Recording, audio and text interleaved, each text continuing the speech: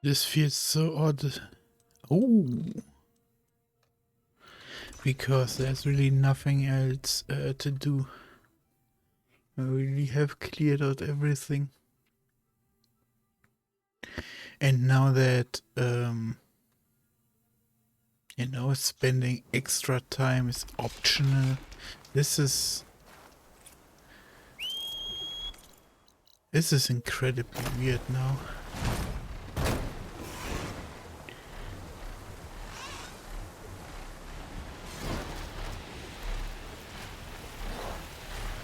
I was always thinking about playing the Witcher series, but a reason why I haven't is because, now get this, I'm a strategy game player.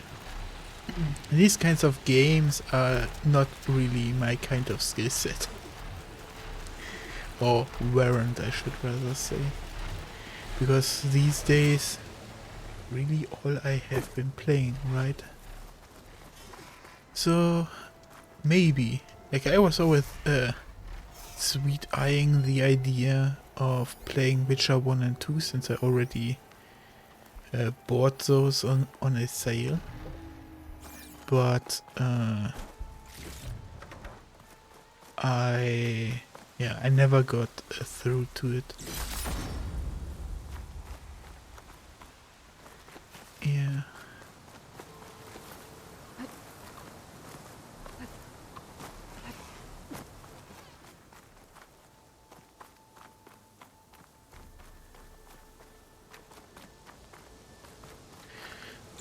Since those are also older games, right? They get way more tolerance towards when stuff scuffs, because technology just wasn't at a this advanced point, you know? It's way easier to be more fair to them.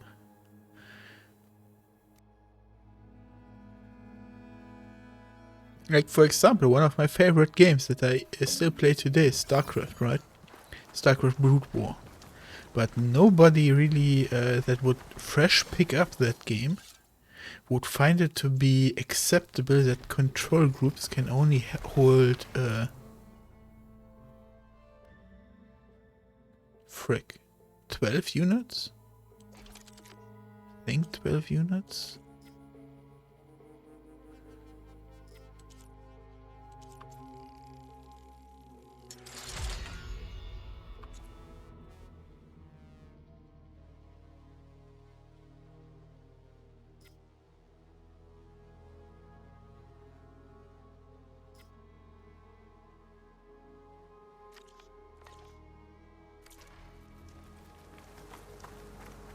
Yeah. Strategy games used to be my jam, but in today's day and age, they, not many people want to see or play them, because in order to see, you have to understand. Similar. I have beaten their billions, but not on the difficulty I would put, only on 600%. Bro. But yeah, it's similar to League of Legends because, you just don't know what's going on. I'm gonna use an example that Asmongold gave me because I really like the example that he gave. Because the reason why Counter-Strike stays king in esports or in general is because it's grounded in reality. Like, you see those weapons and you know what they are, because they are classical and like, you read about war and you see those weapons used, so you instantly know what's going on. But you compare it to a game like what's the right game? Seriously, brain?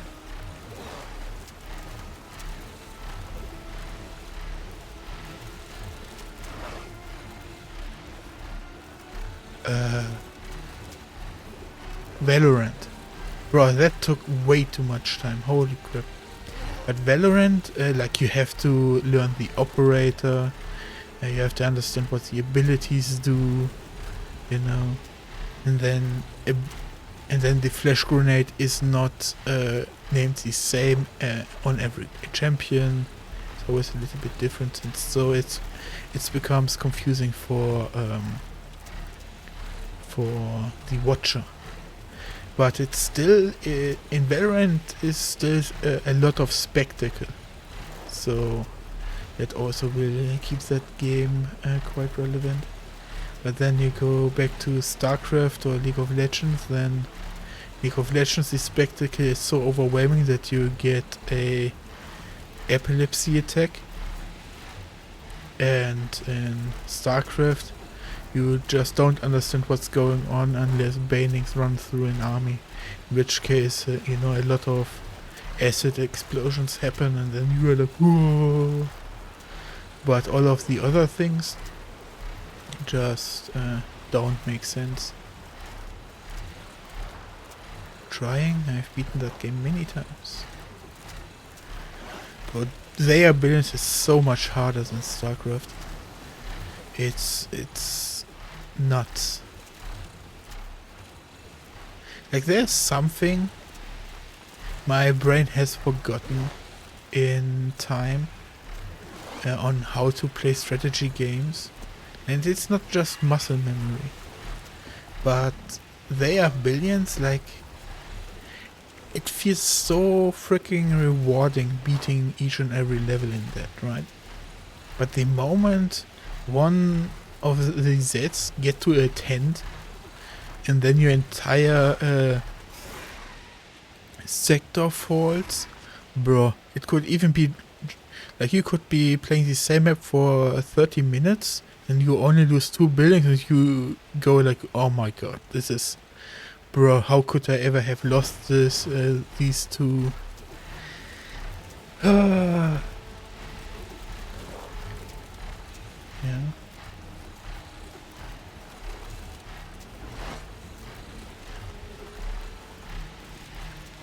In StarCraft, which was the hardest campaign in StarCraft 2?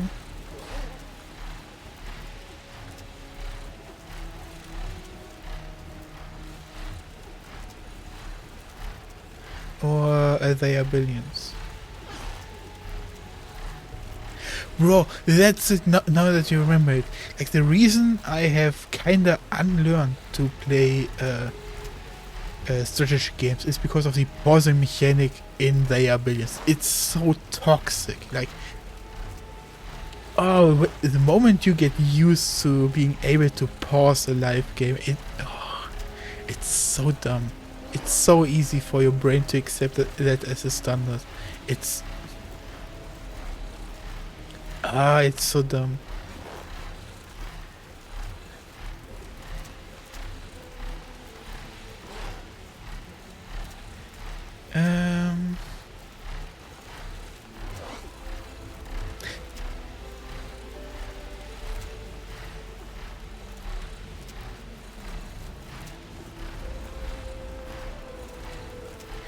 Is that the Stukov mission where you encounter Stukov and then you are supposed to infest barracks?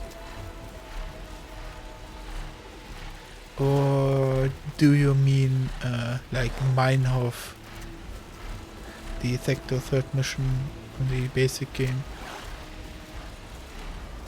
Oh, okay, then I know exactly what you mean. So you are destroying the 3 points and suddenly your companions are able to support you.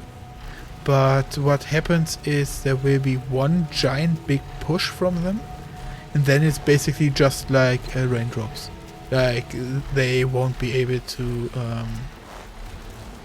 muster any force and you shouldn't rely on them. And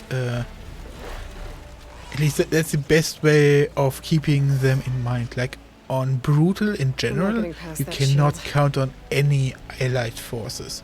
Not even Reyna that lands and builds his base. Like he gets destroyed Like, holy shit. What I like doing with Reyna's base to give it some sort of survival chance without me needing to micro every unit over there. Just get like 10, 12 swarm hosts and bury them in the middle of his base. And they should take care of most of the enemy forces. And then just slowly crawl over to the bottom right where you get your second eco. Max out 200, 200. Way to get past the shield. And take your time chilling. You know, don't be afraid to just pull your army back when a random event happens. And it should be easy going. Yeah. I guess another thing to make it easier, not necessarily make it the easiest. Kerrigan has 3 ultimate abilities. Apocalypse, I think is the name, where you blast an area for 500 damage. The second is the Leviathan, which is pretty solid, since that's a Omega unit, you know. And the last one is calling in some Primal Zergs. I would always recommend calling in Primal Zergs because they are 3 units, about 100 supply. But you need to keep in mind to call them into a enemy army. So they absorb the most damage and can instantly deal their full damage potential.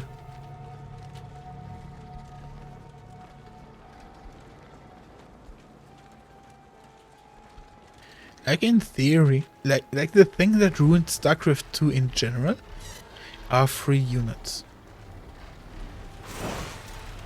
You know, it killed the game in its multiplayer aspect. So you could just build swarm hosts and slowly push forward. It will take a lot of time. Oh, a thing, you know, that I always forget, and then I hard train to never forget it, is just build 30 Zerglings first. Because, and also always get Raptor Zerglings. The Swarmers are bait, noob bait. Because you have this ability that 16 Zerglings regenerate every minute or so. And those are just 3 units. And so you always have a little bit of army back at home after you had a big push. I love 3 units, especially playing against AI. When I play against players, fuck 3 units. Like a Brood Lords in of itself were hard enough. You know, but at least Brood Lords were balanced. You know? You would go Brood Lord Hydra or a Roach mix. And then it would become a dance between Vikings and Viking Tank Marine. You know? The Brood Lords would push the tanks and Marines and absolutely destroy them. But the Vikings are flying siege tanks, right? So you would push forward, hope the Vikings follow the Brood Lords far enough so you can kick them with Hydralisks or get them with Infestors, glue them to the ground. But now with also Swarm Hosts, it's so much harder to advance. You never know exactly what to expect, especially since Swarm Hosts in comparison to Brood Lords are hyper mobile. Like Brood Lords fly and have that going for them, right? But Swarm Hosts can just burrow, shit their broodlings on the ground, and unburrow, go somewhere else. So what a competitive gameplay would devolve into is just the Terran sieging down with tanks, Thors and Vikings.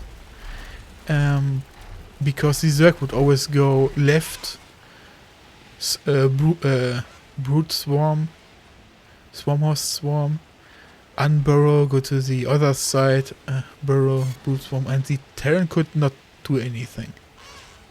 They would be stunned down because all of their units would cost too much to lose to swarmlings.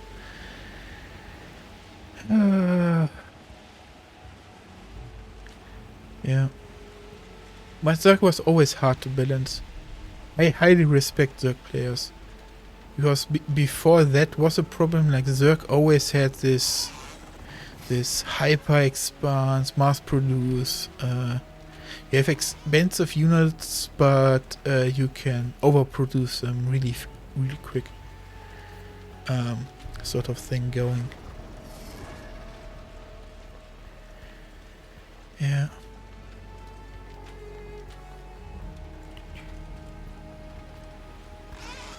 And Protoss is just dope. And I don't actually know why back in my time everything devolved into Protoss just building a 200 death ball. You know?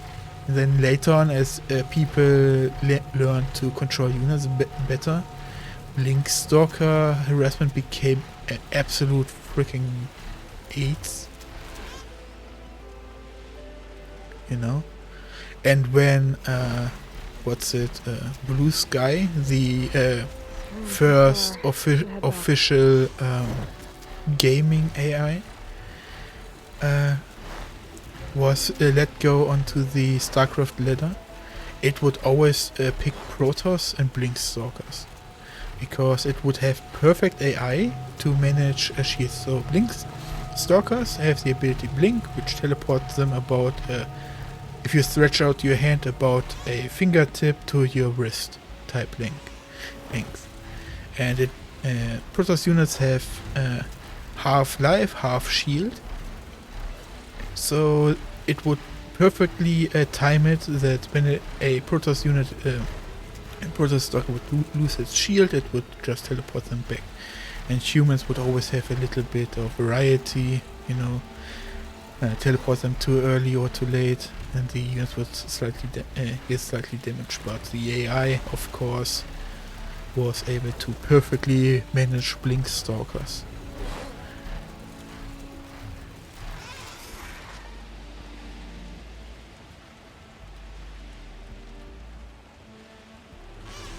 But I guess for the campaign, if I would say, from the difficulty here, it's the Heart of the Swarm, the Zerg one, is definitely the easiest.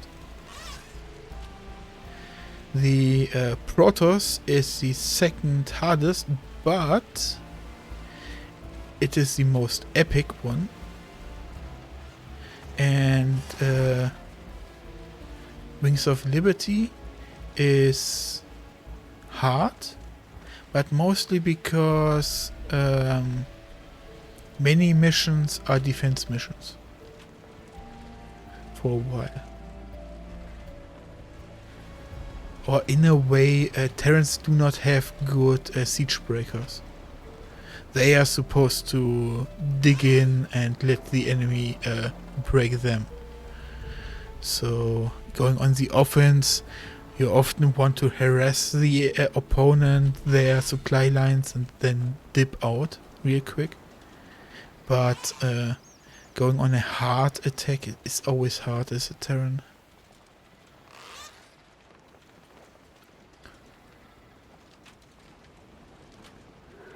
Sure.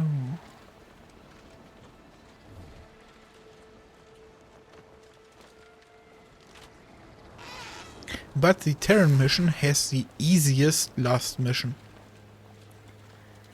Yup. Because all you have to do is spam APM. The second last mission is you destroy the Nidus Worm tunnels. So the enemy has mostly aircraft. And then you build in the last mission the mind control towers. And then you mind control every single mutalisk that the enemy sends at you. And that sounds hard, but it isn't. It isn't. You literally just control group all of the mind control towers and spam the ability. That's all you have to do. And then you only have to set them on a patrol path close to your base, you know, so they become a little bit of a buffer. And then the only time you really have to micromanage is when Kerrigan attacks. And she has this giant fuck off Psy Storm, right? So there you have to take care of your Mutalisks, because else you're gonna lose all of them in one strike.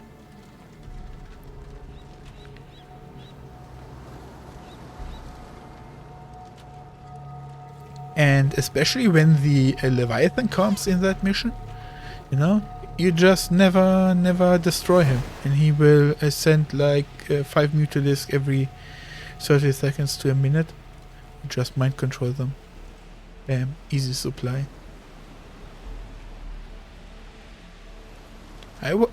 Back in the day, I was always a ground fan, cringe boy, and would stack tanks of tanks. But Kerrigan would just fuck all of the tanks or battle cruisers you have, because she only takes 10 damage from attacks. Freaking asinine to deal with. Like, you have a 100 damage per impact damage tank, yeah, and she only takes 10. Then you're supposed to deal with her with Yamato cannons, but she just takes your battle cruisers, lifts them up in the air and crushes them. Bruh. Or Banshees. But Banshees are basically like the Mutalisks. As the Banshees you need to crush the Nidus worms in the ground mission. So yeah. I was wanting to play the campaigns anyway soon again, so yeah. There are only like 3 missions in total that I don't like. And 2 of them are in the Terran. One because it's Supernova, the Banshee mission, where you have to collect those the Naga artifacts, and that you have to play on time is really freaking annoying. Then the secret mission in the Terran campaign, where you fight the big hybrid beast, is just annoying. It's not necessarily a bad mission, you know, it's just annoying. But it's definitely worth it for all of the extra research point and money. Getting brighter in the east. It's almost daybreak. Yeah, but in general, just defense missions. I hate those. The only good defense mission is on the Garrus, I think the name is. You know, the Zerg planet, where Kerrigan transforms. Like the mission where she becomes an egg. That is a really nice defense mission. And now I remember the mission that I hate is the one direct right after that. I don't like hero missions, all of them. Even the Nidus Worm Destruction mission in Wings of Liberty. Nope. Nope. I'm here to control big masses of an army. Not 1 or 2 units. I'm not there to play League of Legends.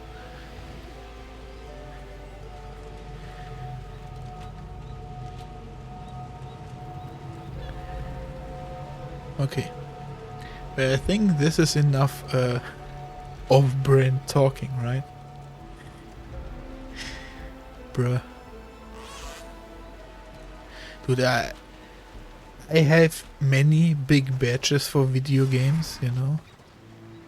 But if I play them today, I don't think I can even be close to standing up to those badges. You know? At some point, I kicked Masters to Grandmasters League in StarCraft. Like, how the fuck did I do that? You know? Same with League. How did I ever get a Diamond 2? It makes no sense. There must have been a lucky stroke of games. And Counter-Strike, double AK. I could have gotten higher than double AK, but I only had a 55% win rate at that point, and I was like, man, nope, not doing that. But then also Counter-Strike is the funniest one, because before I went into ranked, you know, Counter-Strike ranks you on promotion games, right? You are supposed to get 10 wins in your promotion games. Doesn't matter how many losses, how fast can you get those 10 wins, and you will be ranked accordingly. So, wanna take a guess at how many losses I had?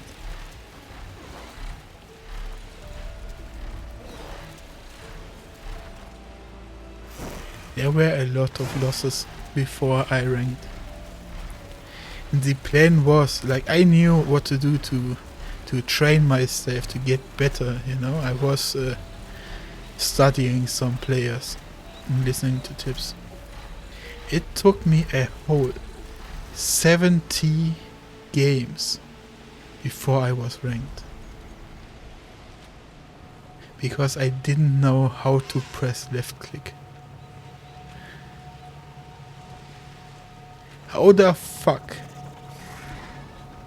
am I now, these days, better at shooting than playing a strategy game where I was in the top 0.25%? How did that happen?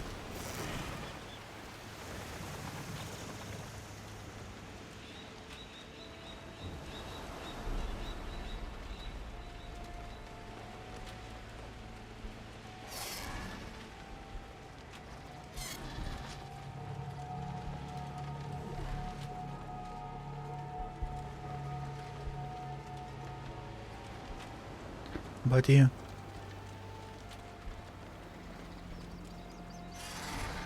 Indeed. But yeah, then I sat down for 2 weeks. That is why I know. I know that I have 2 hours of focus where I can play shooter games, where I can basically do anything in any game in those 2 hours, and then I become a potato. And maybe a cucumber, because the potato has way too much going on for itself. And I would do training sessions of 2 to 2.5 hours. And then I would take an hour break before I do another one. Just shooting targets. The entire time. And then I would listen to a show. Yeah, and then after those 2 weeks of intense training, not playing the actual game, just clicking those targets in those aim trainer maps, I went from the lowest possible rank in that game to the second highest gold rank in 2 weeks. And you can only play 2 games of Counter-Strike ranked per day. It's not like... well, the only way you can go around that system if you have a 5-man full squad. But then, you know, then second highest gold rank there, and then I think another 4 weeks I went on and went into double AK. Then, like I said, my win rate was way too low. I could have maybe pushed 1 rank higher, maybe, but I didn't have the endurance. I had to play something else. And then I thought to myself, man, I'm never gonna get that rank again. It's not gonna happen.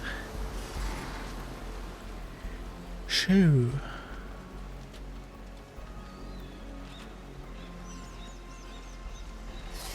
I went double AK. Double AK, it's pretty high up there. I don't know how high, but I know, and I remember the reactions of my friends that were extremely surprised that I did that because it was higher than any of my friends.